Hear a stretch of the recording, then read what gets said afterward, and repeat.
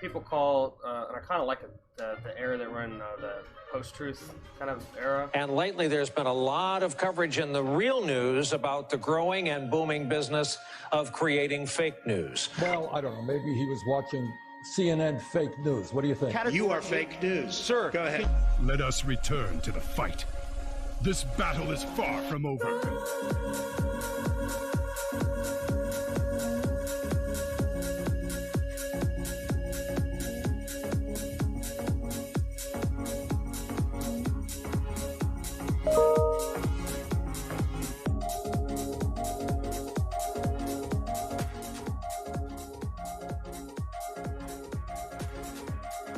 Good morning, ladies and gentlemen. Welcome back to another edition of Real News. My name is Mr. Henry. David Shine Thompson sitting beside me there. We're missing the tie-dye stuff in the background, man. I'm loving it, but Shine's changing the background up on us. How you doing this morning, man?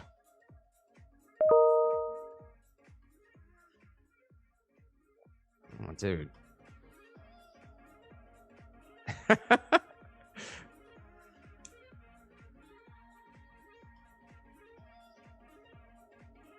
Good morning, everybody. Hey, we have a fantastic show lined up for you this morning. As you'll see in the show notes, we do have a small business segment coming right up at the start of this program here. It oddly enough, not even oddly enough, I think it was somewhat serendipitous, who knows, but it rolls in perfectly. We set this interview up a couple of days ago, and it rolls in perfectly actually to we could one of the headlines we're going to be going over today is Governor Lee's address yesterday indicating that bowling alleys and dentists are to reopen this week. On Friday of this week, actually, bowling alleys will reopen. And this individual we're about to bring on actually does have a bowling alley. We also see in the headlines here a little bit going forward is that Trump says that he will wind down the White House coronavirus task force. And a salon in Dallas, I'm pretty sure. Let me look up this headline to just make sure. Yeah, Dallas salon owner, buddy, gets 7 days in jail. Allegedly, apparently, I suppose because the deal that was worked out with the judge was that the salon owner just had to apologize for opening in spite of or in defiance of is the headline of these local orders. And the salon owner said, no, I'm not going to do that. I'm not going to apologize. So she got 7 days in jail for and contempt, a $7,000 right? fine. Yeah, man. Okay. So they couldn't enforce the executive order because it's unconstitutional. So the judge said, do what I say. Right? It's like because I mean, sometimes you hear these rulings about the judge says you need to write this person a letter, or I've even heard about people having to do like public apologies on television for an order from a judge. And but this guy's saying, oh, okay, so there's no law?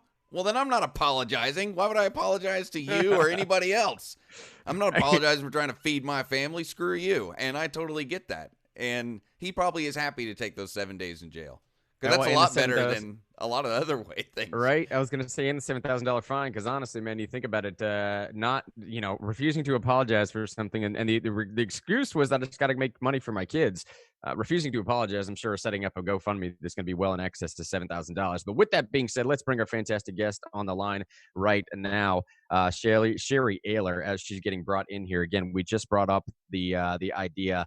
Not even the idea that yesterday, Governor Lee actually made the announcement that dentists and bowling alleys would be allowed. And you can see my allowed here in big air quotes, allowed to reopen dentist and bowling alley. Let me start from the very beginning here. Sherry Ayler, thank you so much for joining us this morning. Start us with just a little bit about your business, how it started, and everything that it is. Well, it started back in 1973, as I thought, by my dad, and then it opened up in 1977, and I ran from that business as hard as I could. But here we are, 2020, and my dad had talked to us about buying into the business, and we did. We bought into the business after he passed away, bought out his partners, and all of a sudden we are bowling center owners. 2018, and the name of the business is Bowling World. It's located in Cookeville, Tennessee. That's a commute for me from Knoxville, due to at least once a week. And it's 32 lanes, 28,000 square feet. We've got a restaurant. It's known as Gutters Grill. You like that, Gutters Grill? And we're located across the street from Lowe's, which just so happens to be one of the hottest spots in town right now. Yeah. I know, and I know the reason why you're making that reference, obviously, is wait. And I'm sure every single day it's this this cumbersome sort of thing that you have to explain to employees and explain to everyone else and explain to people possibly driving past your place of business saying, wait, why across the street but not here? Why over there but not here? And let me ask it. So people can find why we're in the phase of reopening. Is there a Facebook page, website? You just gave the location. What's the best way to get back out there? Actually, you can find us on our website, which is bowlingtn.com, or you can go to the Facebook page, and it is Bowling World. We're on Instagram as well, and that is listed as Bowling TN also. All right. So this whole coronavirus thing comes down. And for most anybody that you would ask this question to, a business owner or otherwise, this seemingly happened overnight. I'm snapping my fingers here, seemingly happening overnight. I mean, even myself, the Tennessee legislature up there doing the lobbyist thing, we were there one day and then literally the next Monday we were not there. What did that look like for y'all? Did you have a warning at all? Were you given any warning? And if any, were you given that business a warning that you were going to be considered non-essential as opposed to essential? Well, I think I was just like everyone else, or we were just like everyone else. We started paying attention to the news as things started to happen. I started tapping into watching the governor's report daily, probably about 9 days before all this happened. You know, as things started to happen in Nashville, as Nashville became a hot spot, which the media assisted in making a lot of people nervous. So I too joined the crowd because I wanted to see what was happening and what to prepare for. And you just can't prepare for that. So we hung on as long as we could. On March the 22nd, which is the day that the governor put out Executive Order 17, at around noon, that was when we found out that we would be closing at midnight. So we, had done the social distancing. We'd spread all of our bowlers out. We limited the number of people per lane. We were probably one of the cleanest places in town, in my opinion, because we were going above and beyond the standard. And people were still wanting to come in and have fun. So we found out, like I said, on the 22nd, and we had to be closed by 12:01 a.m. the 23rd. So by midnight. Now that part right there, Sherry, I just want to stress that there. You found out through the governor's executive order. I presume the same way that everyone else did on television. Is that correct? That exact date you just mentioned, though, was that also through the executive order? Your own research? How did that directive come down? That exact date at that exact time? What are you saying? Explain to me your question again, please. When you said at 12:01 on that particular date you had to be closed, was that from your own research that you looked up on through the executive order? Or okay. Yes, the executive order had that in it. So we had seen on Facebook is where I tapped into his. Actually, it was on the internet. I saw his announcement that we would be closing Executive Order 17. It outlined what needed to be done and why, and it had the time. So we were like, okay, well, we're just going to have to shut our doors. Called all the employees and said, this is it, guys. I'm sorry, but until I find out what's going on, we won't be open on Monday or Tuesday. We did have some employees who came in on Monday, Tuesday to finish out the payroll week, and so we could pay them, and tried to get an idea and a feel for what was about to happen. But quite honestly, I'm kind of reliving it in my head. It's just a shock. You sort of you're like stunned, and you really don't know what's going on or what to do. And then you also are questioning in your mind, is like, is this real? Is someone actually telling me that I, as a business owner, have to shut my doors?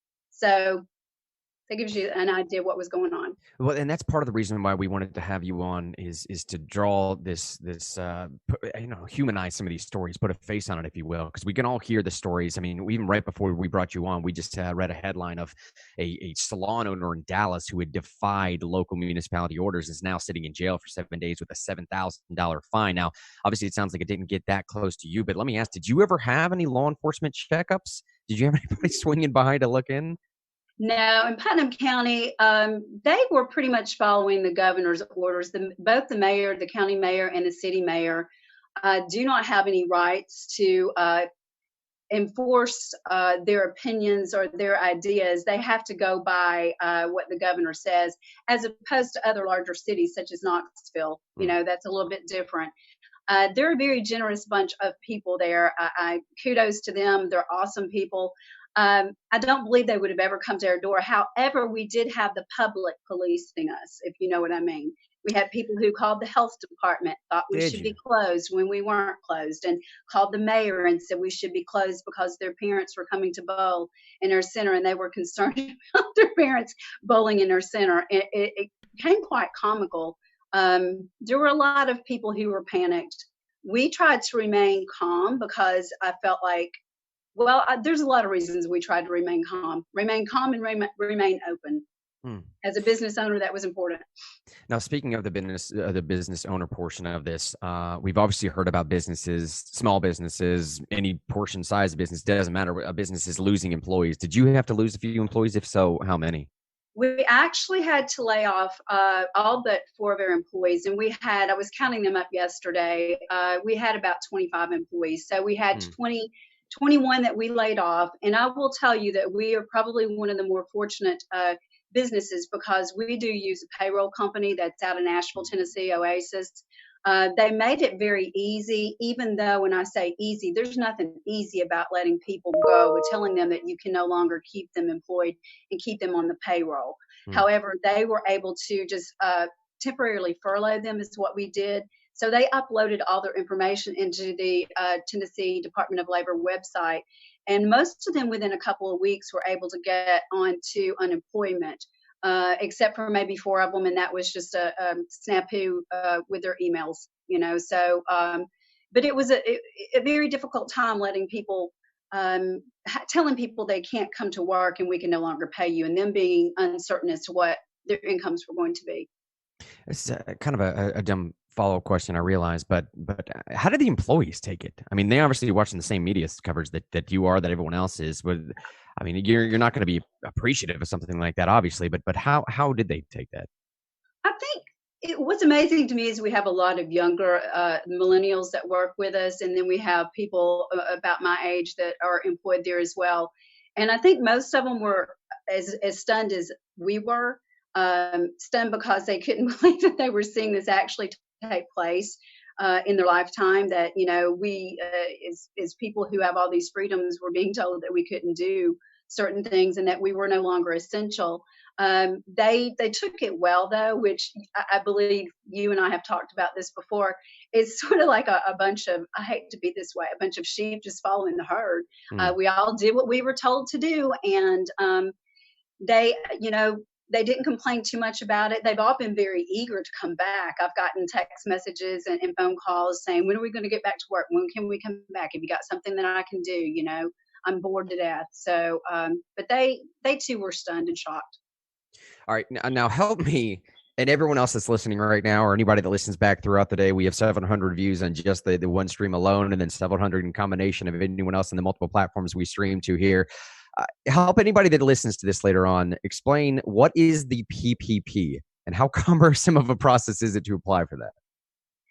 Well, I'm going to give some shout out to our banking system that we use. We use First Bank, and they were pretty on the spot prior to us even being able to pick up the phone and call them. But the payroll protection plan is out there and it's available. Of course, the first go around, that money went away really quickly, and somehow we were fortunate enough to get there on the very tail end and get approved for it. But what we had to provide them, it's a list. It's a long list. And if you don't have the assistance of other professional people to assist you in gathering up that information, I can see how your smaller business owners could be like overwhelmed by it, because they ask for your tax return for the past 2 years, your profit and loss statement, your all of your payroll information that you can possibly give them. One of my payroll reports that I sent them was 163 pages. Another one was like for the year to date was like 97 pages. And then they want to see all the taxes that you've paid to make sure that you've been paying, the employment taxes that you ought to be paying and that you qualified. And I can't even tell you, I think I uploaded, it took me like almost an hour to upload everything. It took me longer than that to gather it all up. I had a warning and I started working the week before it even opened up to start gathering my information up. And again, that's simply because the bank that we do business with let us know pretty quickly that they were going to be one of the approved small business association banks that could that was going to be providing the loans and taking care of it. So we went through the process. We sat on pins and needles because while we had and still have a little bit of money left, there was no way that we could have survived that without that PPP. You know, it does pay 25% of your overhead. And I know you've probably heard a lot of different stories, but if you just follow the rules, I think that it's a very good program for people if they utilize it correctly. And we've already started utilizing it, and we're calling some of our employees back today. In fact, some are coming back, which is another story, calling people back. Yeah. Not as easy as you think. Actually, let me pause right there and ask you if you can one more time, Sheriff, for people that might just now be joining the stream or listening back later on, cutting in right now. Give some information quickly on where to find the bowling center itself, the location, anything like that. All right. Well, I'm Sherry Ayler, and the name of our business is Bowling World and Gutters Grill. We are part of a corporation that we own, LBJ&T Incorporated, and we're located in Cookeville, Tennessee. We're on Neal Street. We're right across the street from Lowe's, the popular Lowe's. And you can find us at bowlingtn.com. You can find us, that's on Facebook. That's on the internet, excuse me. That's our website. And then there's Bowling World on Facebook, or there's Bowling TN on Instagram. And we've got some really cool postings too on Facebook and Instagram. So go check those out.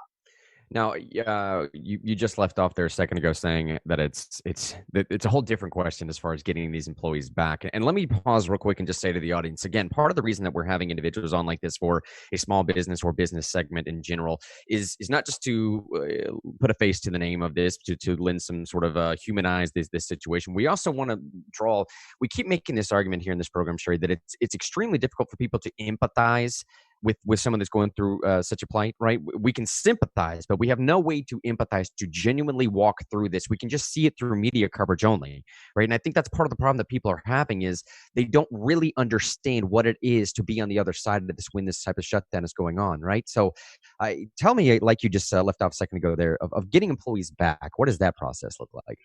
Well, it is difficult. And since you said it's difficult for people to empathize, a large majority of the people who are sitting at home right now, who are quarantined, so to put it, are still getting a paycheck. Then there are those people who had to go get unemployment, which is our employees. So when they got the unemployment, they also got that wonderful bump that I know that y'all are aware of, that the extra $600 a week, which that's more money. And that's more money than some of these people have been making. And that's sort of sad to say, but these are college students even that are making more money than, they were working. But they are eager to come back. To get them to come back, I have to offer every single one of them an offer letter. So I have to go in and I have to fill out their job description again. It's just like starting over again. And the reason I have to do that is I have to give them the opportunity to say yes and sign the agreement that they're going to come back, and they understand that by coming back, that the unemployment office, the Department of Labor, will be notified that they will be starting their job back. Some of those individuals may or may not want to come back. And then I have to let the Unemployment Department of Labor know that they refuse the job. So then that starts a whole nother process. But just simply providing them the information is to protect me and to protect them. And also that bit of information, that offer letter, goes to prove for the PPP that I've done everything that I could to recall our employees. So that's the whole thing is kind of difficult, especially when someone walks in and says to you, well, what if I don't want to come back? I understand all I have to say is I'm afraid. It's like sitting there looking at him going, well, you don't have a mask on, you're talking to me, and I saw you at Walmart yesterday. So there's some things, issues that have been created from the generosity of our government, providing additional funds for them to live on. And I'm happy for them, but it makes it hard on us.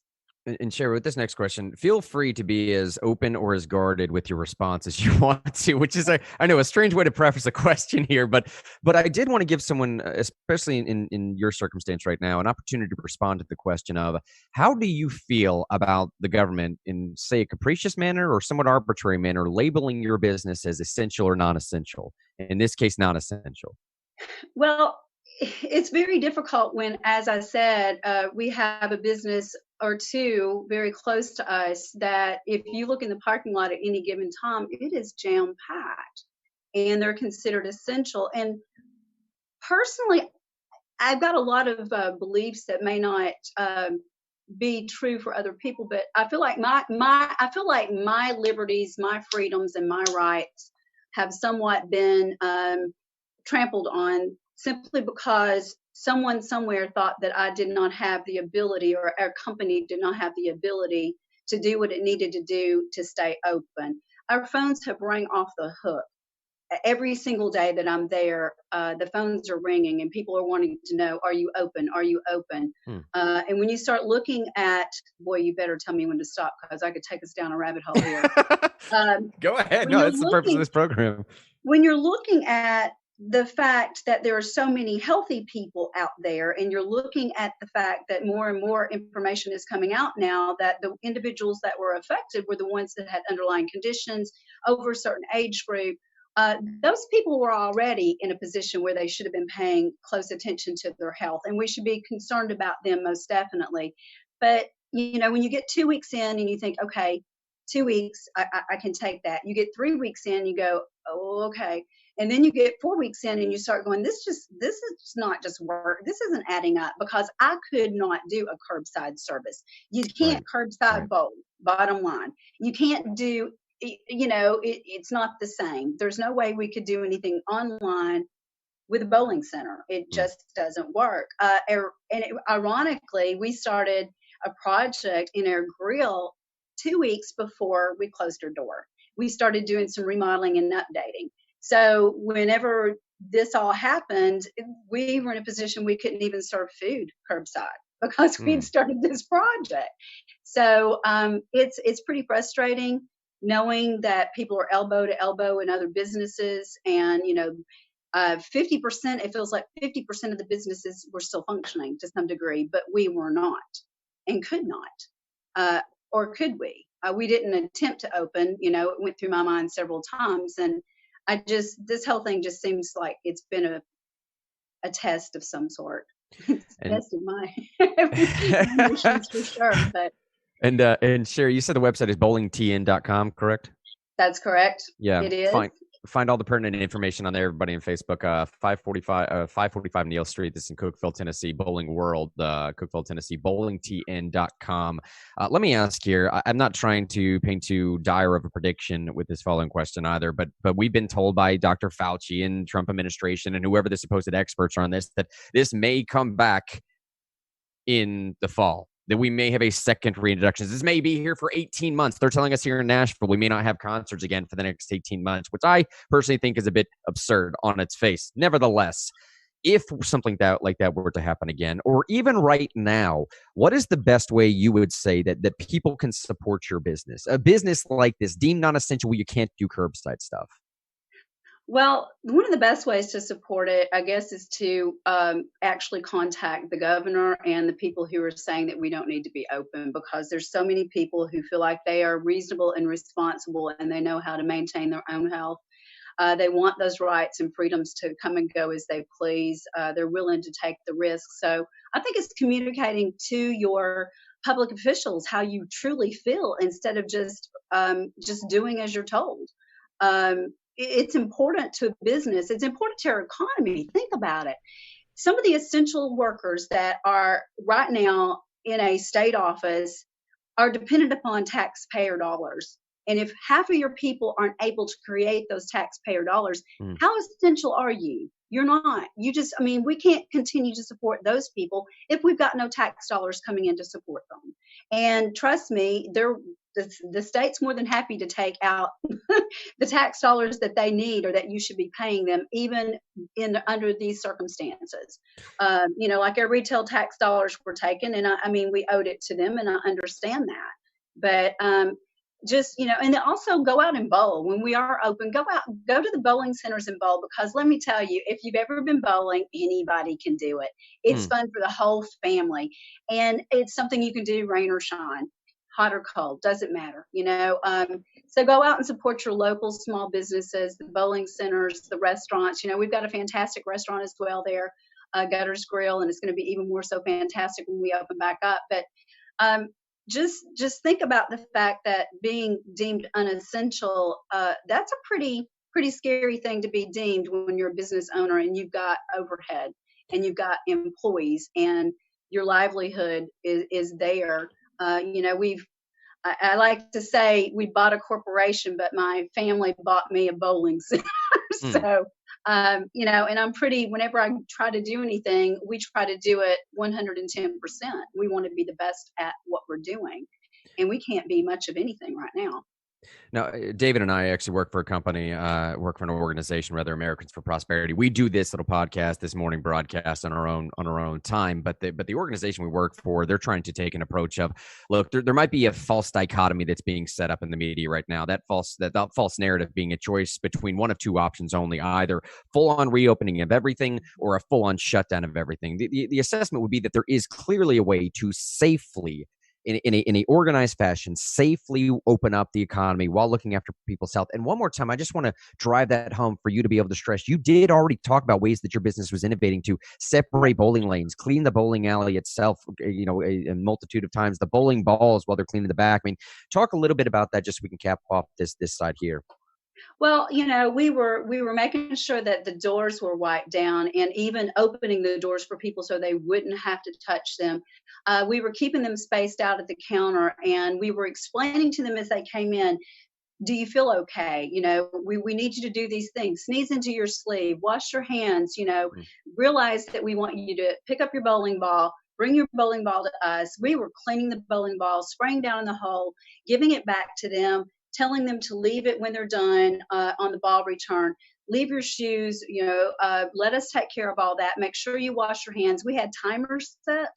Oh. So we would remind ourselves to wipe down the counters. Every time that we went down into the city area where the screens are and everything, we were wiping things off with alcohol, wiping the chairs down. I mean, we were cleaning everything constantly, checking on the restrooms constantly to make sure those were tidied up, telling people, to wash your hands.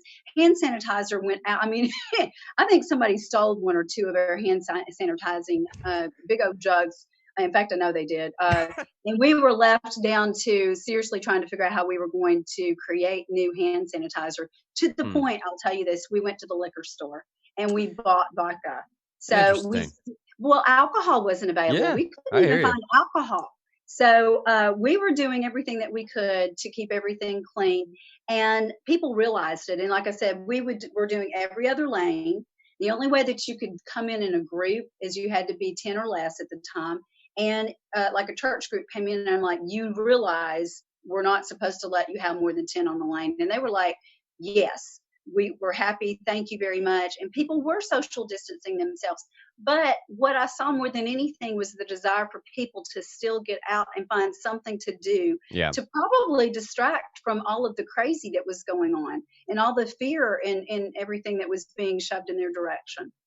And one more time, Real News audience, everybody else that's listening back on whatever platform you're listening on, bowlingtn.com is probably going to be the best place to find all the information on this particular business here. 545 Neal Street, this Cookeville, Tennessee. Phone number here as well is 931-528-5551. That's bowlingtn.com. On the way out here, Sherry, let me thank you again so much for joining us this morning, for telling your story, for being willing and vulnerable to come on. This is a difficult thing, honestly. It really is, to express these emotions and express these stories during this particular time period. I'm not necessarily saying it's a risk, but it's difficult to walk back through that. And let me ask you on the way out, any final message you want our audience to take away? What would you like them to learn from your ordeal? Maybe something they're not seeing in the mainstream media. Well, realize that the smaller businesses are really the backbone, I believe, of any community. While you may have the big box stores, the larger companies in town, the small businesses are important, and it's important to support them. But it's also important to take everything that you're giving as far as information is concerned and dissect that as an individual and realize that you do have freedoms and rights. I'm a firm believer that, I want the opportunity to make my own decisions. And yes, I made the decision to close the doors whenever it was time to do so. And I did so because I wanted to protect the community. But at some point in time, you got to stand up and get back to work, but go out and support the businesses.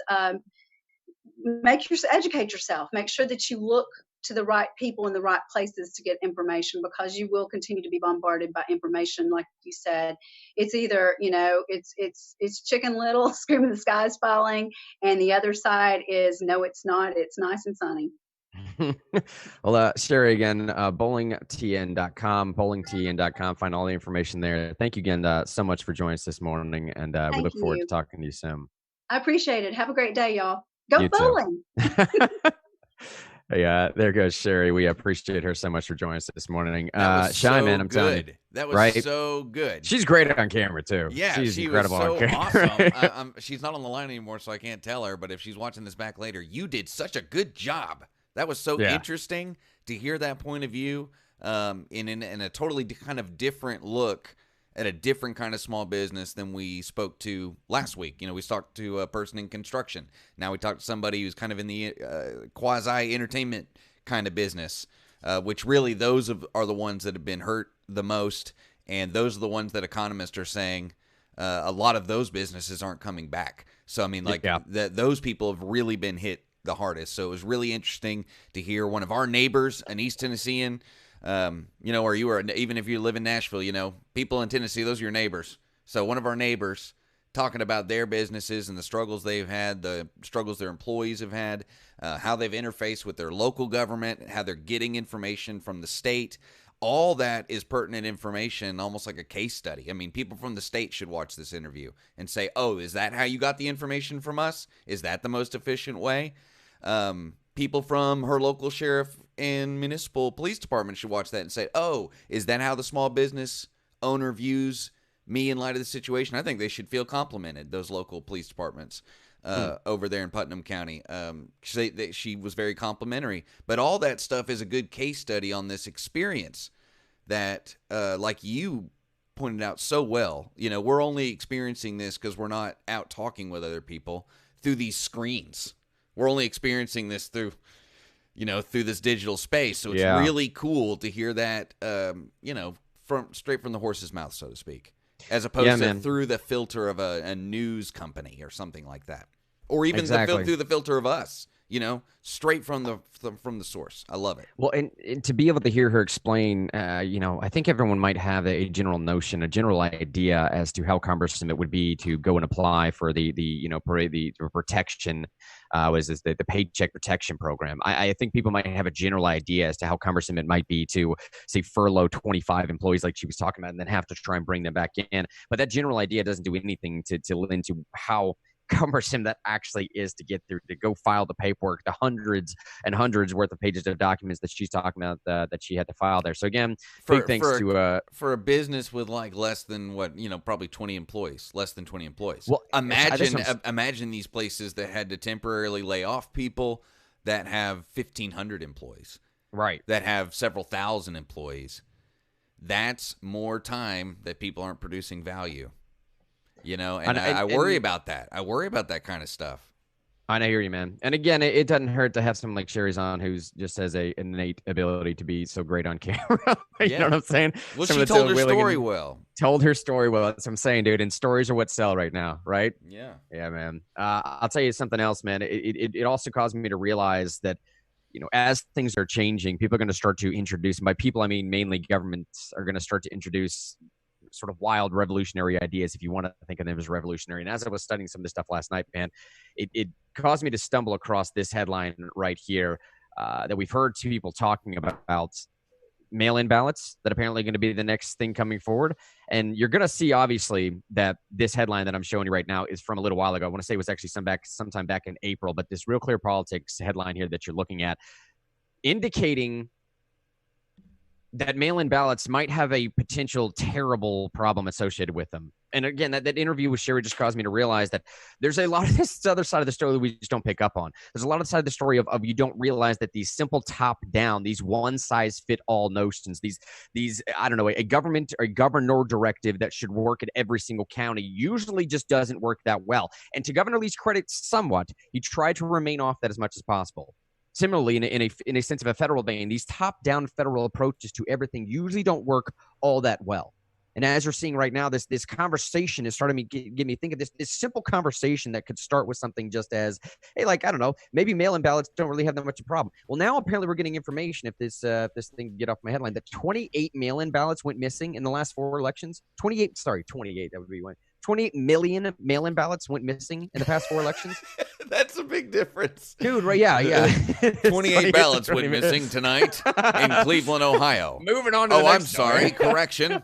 28 million ballots. We're sorry about that, folks. But that would be how it's delivered, right? No, that would be how it's delivered. But that's good because that gives you contrast. That's swaying an election, right? As far as I know, on numbers in any state, that would sway it. That's a lot of ballots. That's like more than a couple states worth of ballots. Dude, and it happens in more than just a couple of states here. They're talking about between 2012 and 2018, 28.3 million mail-in ballots remain unaccounted for. Now, let me say from the very beginning here, all right, as I'm going through some of the story, I will say that it is likely that at least some of these ballots were mailed out to individuals that just, like, I don't know, forgot about it, or general apathy alone caused them to say, like, I'm just not going to fill this thing and mail it in. So that could be accounting for some of it. But even if that's the case, like, the ability for harvesting these ballots is I don't know, as far as I'm concerned, man, is just ripe for corruption. We've seen that happen already. This is not we a saw it in Democrat-Republican 2016 in our regional neighborhood. We saw it in North Carolina's first district. Right. It was a Republican. So I'm trying to be fair and balanced here. You could cherry pick a million Democrat ones. You know, Acorn scandal in 2008. That's one of the worst. But over in North Carolina in 2016, a guy running for House. I believe it was either federal house or state house. Yeah, got you're right. caught running, like, trading pills and meth for drug addicts to fill out ballots for him. And it was a stink. You should look that up. That was a really good case study on a state trying to get a handle on a really bad operation and find out everything about it. They found out everything about it, and it was awful. That's the problem with this mail-in ballot process, bro, is that they're talking about the missing ballots might amount to nearly 1 in 5 of all absentee ballots. That whole situation is just it's ripe for harvesting those things. For harvesting, obviously, the idea being of third parties coming in and somehow saying, like, how do I get these missing mail-in ballots to where they need to be? All right, maybe I could have like a private enterprise somewhere where I just go get all these mail-in ballots and bring them in. Well, if you're solely focused on, say, a GOP vote or a Democrat vote, let me be clear here. This is not a GOP Democrat thing. Both sides are guilty of trying to do this. Like Sean just said, most recently it was that's a GOP why I brought guy, it up. So it's right? not. It's like, you know, that was in 2016. That is a very recent deal. And I want to point out in that particular case, as far as talking about how dangerous or not dangerous mail-in ballots are, those particular ballots, he won that election. They didn't catch him till months after he won the election. The governor had to do all kinds of crazy stuff because he was actually elected to get him unelected. Because when you're elected, usually according to most states, the only thing that gets you unelected is losing an election. So I want to point out that even if people caught a problem with the mail-in ballots, catching that problem would probably not stop the outcome. Whoever cheated would win still. You get what I'm saying? Yeah. And then imagine if that happened on the level of the presidency, where in even in one state, someone was caught maybe just creating 40,000 ballots. Because you're talking about finding ballots that are mailed out. Like, we don't have $1 million print shops in places that could print ballots and make them look just like the government ones. That's what I worry more about, is stuffing, not harvesting.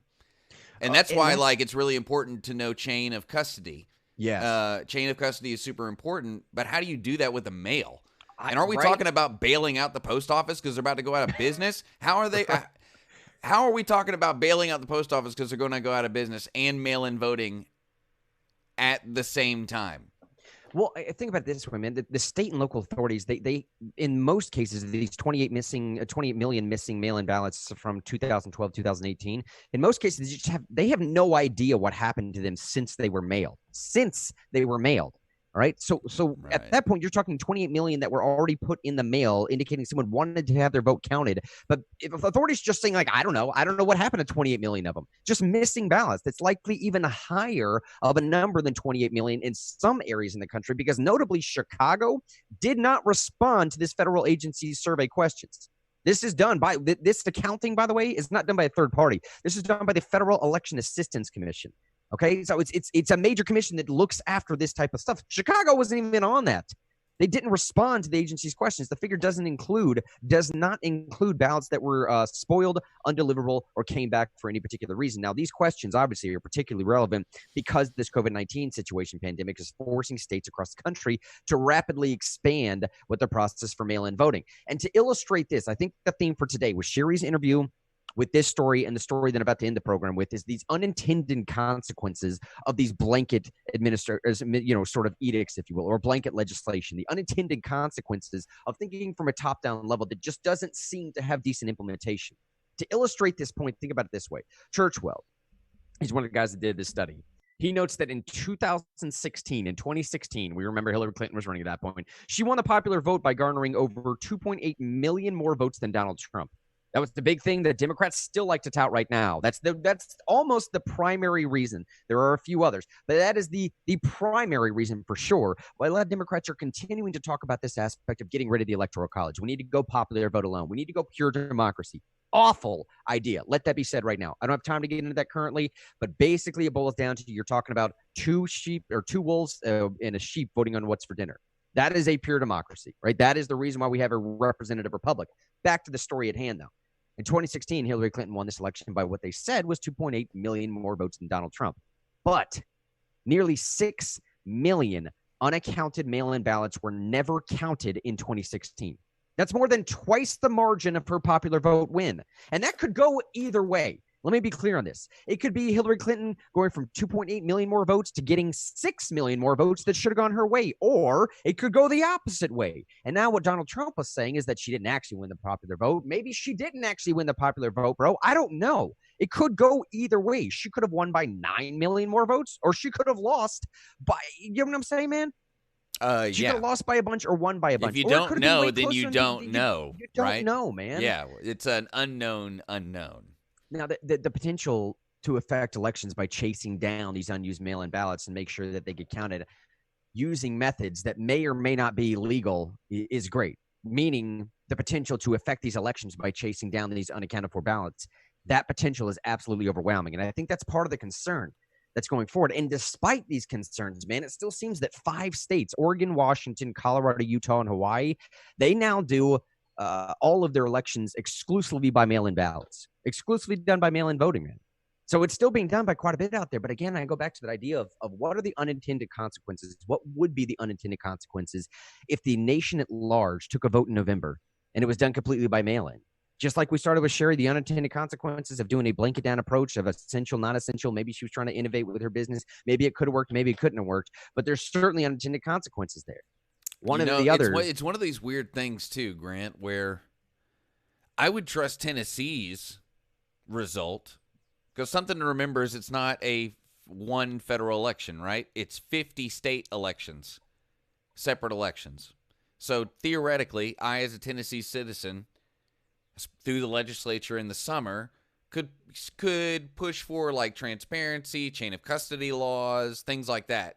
If the federal government said they were going to do mail-in ballots, we could make that a huge thing in Tennessee about chain of custody. If you're going to do it, then here's all the ways that would make us feel better as a citizenry, believing the result. We could do that. But there's plenty of places that I don't trust. I know in Tennessee we'd probably do good with the chain of custody. I'd feel really good because I know the people. Not everybody who'd be counting it, but I know people who would be in that space, of the chain of custody space, and I trust them. But I don't trust that everywhere, and especially those states you just mentioned, the ones that are already doing mail-in ballots. But I still go back to, I know there's ballots out there, and that's a deal. Yeah. That's a worry. I still go back to, it's 2020. We have digital software and really fancy printing houses. I mean, it's not the 1500s. It's easy to print stuff. Whatever, no matter what the government does, someone could copy the ballot and fill out and print a million of them and pay a bunch of people in other countries in a sweatshop to fill them out and then get them here on election day. That would not be difficult. Is it hard to ship paper? No, it's not drugs. You know what I mean? You can ship paper. I mean, or you could do it here. I mean, I don't know. To me, it's already people already, and this is not about one candidate winning or another candidate winning. This isn't even about, I don't know. It's not even about really anything more to me than people. The most dangerous thing in America that could ever happen is people not believing the result of an election. And I feel like this is, so you, what I'm saying, getting out of the partisan space. This isn't about being against voting by mail because Republicans might lose or whatever, something stupid like that. I worry about society breaking down. I worry about long-term consequences. I worry about the idea that voting for a new leader in a peaceful transition of power erodes over time. That's what I worry about. And we go back to warlords and priest kings and god kings and stuff like that. People, philosopher kings, people who end up establishing tyranny. And I really believe that mail-in ballots, we already have a problem with the way we do it right now in most states. I mean, in 2016, there was a sizable portion of people in the United States who either did not accept the outcome, and I mean even in government, right? People in government didn't accept the election in 2016, as well as regular people. Then you had a whole segment of people that if their candidate had not won, they might not have accepted the result. So in my opinion, you have this huge chunk of the American populace, maybe around half, at least around half that vote, that are already on shaky ground believing the results of an election the way we do it now. If we did mail-in ballot voting and there was a string of stories about corruption, fraud, whatever, afterwards, during, over the course of the next couple of years, then you're seeing a huge chunk of belief in one of the core American systems erode. That, I mean, we have to think about the consequences of our actions, not just this year, in 5 years, but in 100 years. Do we want people to be voting for presidents in 100 years or 200 years? Yes, we don't want them to have civil wars every couple generations. We don't want that. That used to be the way things were. People, when they changed powers, they fought wars. And I know that sounds like I'm being a little hyperbolic, but just try to remember the news in 2016 and 17. People were not believing results of elections, and it caused violence. People got hurt. I don't know if people died, but lots of people were attacked. Lots of people got their noses and faces bloodied because, and we saw the disruption of our whole system during the impeachment thing or whatever. And like, I know there was some people believe there was grounding in that stuff, but the point stands. The fact that people didn't believe an election hurt America. Yeah. And I don't want to see that get worse. No, I'm pulling up the story right now because honestly, you're talking about people not believing in the results of the election. I frankly, as far as the foreseeability aspect of something, I did not foresee something like this actually taking place.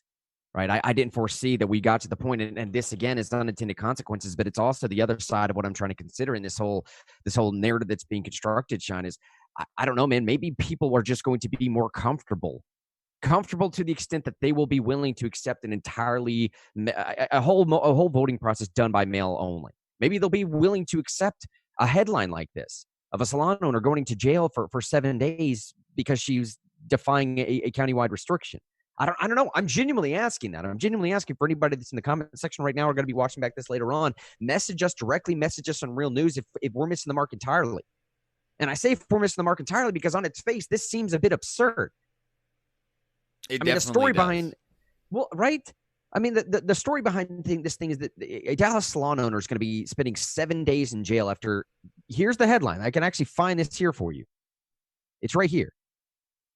A Fort Worth, Dallas salon owner is going to spend 7 days in jail after she refused to apologize for opening her business in defiance of a countywide restriction. That's what sent her to jail, was because she refused to apologize. It was like this trade-off, and this happens. Okay, this is not a brand new thing in the court of law. It's not a brand new thing in law in America in general. I'm not making commentary on the exchange of an apology for lack of jail sentence. That's not what I'm making. What I am making is that this was applicable in this situation. She refused to apologize, so bailiffs led the woman away and to book her in jail. And this 7-day sentence represents 7 days her hair salon was open in spite of a countywide order. But she didn't get the 7 days for that. She got the 7 days for contempt for not following the judge's order, not because she violated the executive order, right, or the county health order, or whatever it was. But And- I don't know. I always go back to when a judge or not. This is not just applicable for judges, but this is anyone in power. When you do stuff like this, yeah, you win in the short term, but in the long term, that judge just decreased their power to convict people for contempt. That's my opinion. Because if a lot of people go, that's not a real order. That doesn't feel right. That doesn't look right. I don't know. I don't know. I think sometimes judges take it for granted that people follow rules, people following rules, following laws is not normal human behavior. It's like a really special thing that has happened in America and in the 20th century. People wanting to follow what the government says. And I think this is pushing it too far. And I don't think these stories, I don't think people are getting used to these stories, Grant. I don't. I really don't. And maybe it's my perception. Maybe it's because of my bubble or my loop, my friend loop.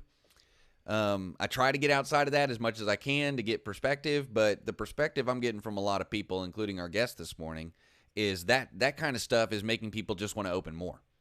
Yeah. It's only increasing the desire. It's not – these things that they're doing are I think we talked about it on Monday about that North Carolina tattoo owner.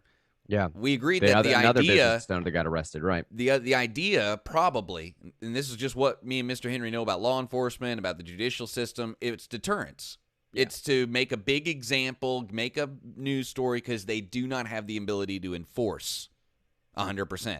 So they make an example. And say, you don't want to be like that guy. Look at him. He's been shamed. He got a perp walk. Ooh, he lost his health license. But I think it's having the opposite effect. I think it's having the opposite of deterrence. I think it's invigorating people and maybe even getting them to the point of anger. But this is where I'm saying it weakens these institutions. It weakens them to show the force. It doesn't strengthen them. And let me say again here, look, even in a libertarian sense, even in a, I don't know, dare I say Rothbardian sense either, because this argument has been made to me in a Rothbardian sense, you could also claim that, look, when your decisions start to encroach upon my livelihood, when your decisions start to encroach upon my freedom, now all of a sudden we need to have a conversation about which entity gets involved to arbitrate who's right and who's wrong and who needs to stop doing what. Okay. Now, clearly in this context, what I mean is if there's a bunch of businesses that are opening up that are just spreading a virus around, then I don't know, man, like even in a libertarian sense, you can make an argument that we need to figure out a way to do something to cause that to stop. Now, clearly what I'm saying here though, is I just don't think that's what we had in this situation. And I think the way that the judge handled this and exactly what Shine just said is it wasn't for a violation of the order. It was because she refused to apologize. In particular, the Dallas County judge offered, her name is Shelley Luther, the owner of her salon, offered her a deal to say, apologize for being selfish, for having her salon open while everyone else's were closed, and she could avoid jail time. And this individual's response was, I have to disagree with you, sir. I'm sorry. When you say that I'm selfish, I am not selfish. I was trying to feed my kids. When you say I'm selfish, it's because I'm not selfish. I was trying to feed my kids. Trying to feed my children is not selfish. And unfortunately, bro, I think that's the situation a lot of people are stuck in right now. And that's probably one of the unintended consequences of a forced shutdown. And one of the reasons why I'm trying to show at least just for today's show, Sean. Maybe tomorrow we'll be back on a different type of topic here, but at least just for today's show, I'm trying to show the other side. As we're talking about safely reopening, there's a reason why we're talking about safely reopening, because this is the other side of that coin. The other side of that coin is Sherry's business. The other side of that coin is a bowling alley that was trying to figure out ways to innovate, of cleaning balls, of setting timers so that people could walk around with hand sanitizers, of separating people in lanes, of restaurants trying to do the same thing, of 50% capacity, of trying to survive, of this salon owner in Dallas saying, I can't apologize because I have children to feed. What do you want me to do, Judge? That's the other side of this safely reopening. And that's the other side when people are out there protesting. They're saying, what am I supposed to do? Unless I'm going to buy into this, I don't know, call it a socialistic notion. You don't have to. But let's say I'm going to buy into this thing of the government just giving me a bunch of money. That's not working, clearly. The PPP is not working for everyone, clearly. My $1,200 check maybe didn't even show up yet or has run out, clearly. So now what do I do? Am I just voluntarily going to become indigent? Is that what we're talking about? And then on the other side of this, man, to finish the show out today, part of what Sean and I are actually going to be talking about tonight, we have a major broadcast to stream that I can take very little credit for. Our buddy David Chen Thompson has this great idea. Actually, give him a quick rollout of what's happening tonight, dude, because it lends into this last story I want to cover today. Yes, we want to invite you out tonight at and help me, Mr. Henry. I always get this wrong. 7 p.m. Eastern. 7 to 8 Eastern, 6 Central. Yeah. 7 Eastern, 6 Central. Tonight on Real News, we're going to be doing a petition drive. We're going to be trying to stop these state bailouts. Now, CARES Act 2 is coming up. Maybe Stop State Bailouts doesn't ring in your ears like the most special thing ever. But CARES Act 2, remember the $2 trillion bill that was passed about a month ago? CARES Act 1, $2 trillion. That's where the $1,200 check that Grant just referenced came from. Well, they're doing CARES Act 2. It's probably going to be double the cost, or at least the initial ask by the House Democrats will be about double the cost, $4 trillion. And within that $4 trillion swampy mess, the most glaringly ugly, destructive policy that could have reverberations for generations.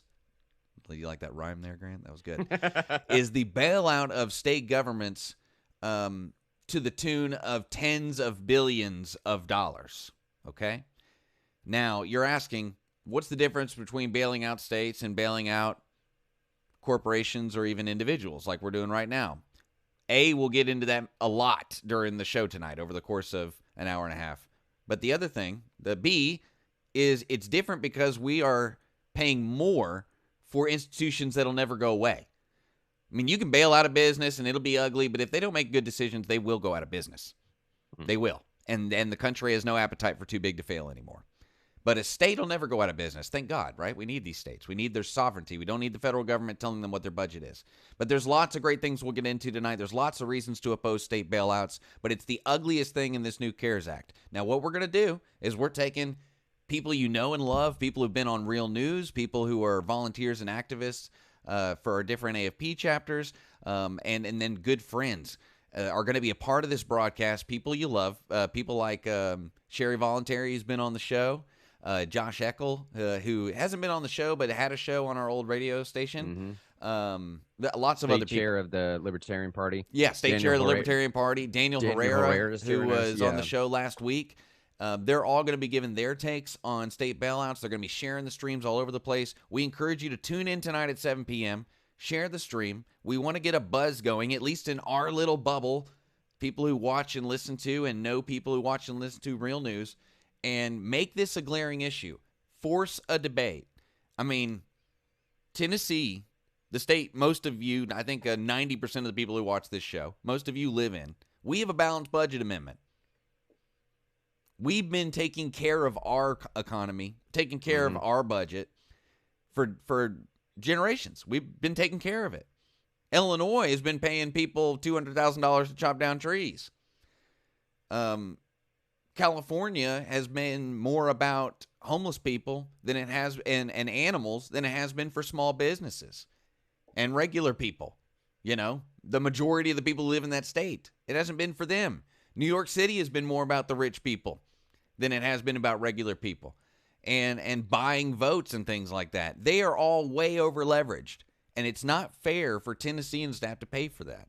But we'll be getting into all that and more tonight at 7 o'clock. Please join us here on Real News or in one of the AFP Facebook groups. Not the AFP Tennessee page. But when we encourage you to check that out, by the way, AFP Knoxville and AFP Middle Tennessee groups, you can join those, and we'll be broadcasting there as well. And let me end the show here with just one of the main appeals of why I have a problem with this. You heard Sean and I talk about this the beginning of this week, either late last week, something about these austerity measures in 2011 with Greek that were passed through. There's a Forbes article linked in the show notes this morning that is essentially saying the same thing, okay? And this is federal government overreach to the T. I mean, this is destruction of the 10th Amendment type stuff like I've never seen before. All right, so Andrew Biggs from the Wall Street Journal, he makes the argument that, quote, any state looking for a pension handout, that's part of the problem that's going on with these states. They've had these unfunded liabilities for retirement schemes or pensions in particular, and people paid into these for years, and now the state can't pay back. saying any state looking for pension handout must either live by stricter accounting rules federal law imposes or private pension plans, or freeze its pension and shift all employees to defined contribution retirement plans. Adam Schuster over at the Daily Herald makes a very similar argument, saying Congress already conditioned corporate bailouts stemming from COVID-19 on taxpayer protections, such as banning stock buybacks. Cool. So he makes a similar argument, saying taxpayers in other states shouldn't be expected to bail out decades of bad decisions in Springfield. But if the federal government does come to Illinois' rescue, any aid must come with strings attached. Illinois needs reforms to ensure future budgets. This is, again, buddy, what I'm talking about, of the unintended consequences of doing something for the short term now. The unintended consequences of bailing states out right now will essentially mean that the federal government will have power of the way that these states can spend their money for a very, very long time. The strings attached, it's simply not going to work. The process required to get states such as Illinois into a firmer footing regarding their pensions is a very, very long one. A cash infusion right now is a short-term fix. Long afterwards, all this stuff, the federal government would exert control over states in this manner to ensure that they're spending this money well, to ensure that they're complying with funding requirements, not merely in the short term, but in the long term as well, with mandated contributions subsidized by the federal government, not going forward. And the pensions crisis has been a long result of politicians refusing to take responsibility for pension funding in the past. A set of mandates from the federal government will motivate Illinois politicians to be sure. They will become all the more innovative at finding loopholes and seeking waivers rather than taking responsibility themselves. These are all points that the Forbes article makes. Giving these politicians the means to blame Washington and cast their political opponents as the villain will not have the effect that they want it to have. Only an honest reckoning by those politicians and the unions who cling to generous pensions will succeed. So you get what I'm saying here? This twofold process is simply not going to work, and it's going to have dire, drastic outcomes for the Republican Party. Because think about it this way. It's Trump in control today, now. What does that mean then if Trump loses in 2020? What does that mean if Trump's not there anymore? What does that mean if a Republican is no longer in control? So now listen, we set up this scheme by which a whole bunch of states just got bailed out, and the federal government has oversight in the way that they are spending state dollars. Well, it's cool if we have a Republican, because Republicans like to have, at least allegedly, like to have conservative fiscal policies. We're not seeing that work out too well right now, as the federal budget is concerned. But if a Democrat gets in later on, what does that do? And then the second part of this twofold aspect here is that it gives these states the ability to now basically blame people to Washington for not bailing out enough, or for their terrible fiscal decisions in the past. And all of a sudden, it's Washington's problem for not wiping it up. And the precedent that set, Shine, is basically like, come on, bro. Is anybody going to be concerned about this ever again if it happens in the future? No. Dude, it's just going to continually to happen and happen and happen all over again. While states like Tennessee that have a $2 billion surplus because we did it right, we're going to have to end up paying for the rest of the country now because, I don't know, man, they just gave too much away. I'll give you the final word, Sean, and then we'll end it. If you want. I'll get all Dave Ramsey with it and throw out the borrower slave to the lender, right? And what really stinks is, by default, if these states borrow from the federal government, we all become slaves because of legal precedent.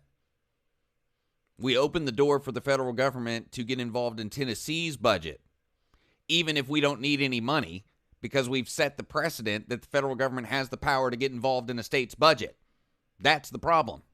And it's kind of where, and it's also, and another problem, Mr. Henry, that you kind of touched on, is that ability to make your own budget, that sovereignty, and the federal government have nothing to do with it, by force of law and backed up by the judiciary, enables a check and balance that is part of the health of our system. I mean, look at what happened with the Affordable Care Act. If the federal government was in charge of state budgets, states would not have been able to, not comply or not integrate it into their budgets the way they wanted to. Mm-hmm. We would have had a different deal here in Tennessee with Medicaid and the healthcare exchange. And some people would think, oh, well, that would have been great if you'd done Obamacare, if everybody just done it, because it was a really good idea. But you're not thinking about the health of the system.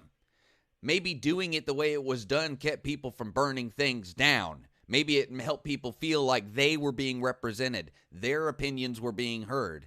Those checks and balances are very important for the health of not our state, but of our society. People need to feel listened to, because when they don't feel listened to, they burn stuff. And I hate being all hyperbolic like that, but we are in a weird time.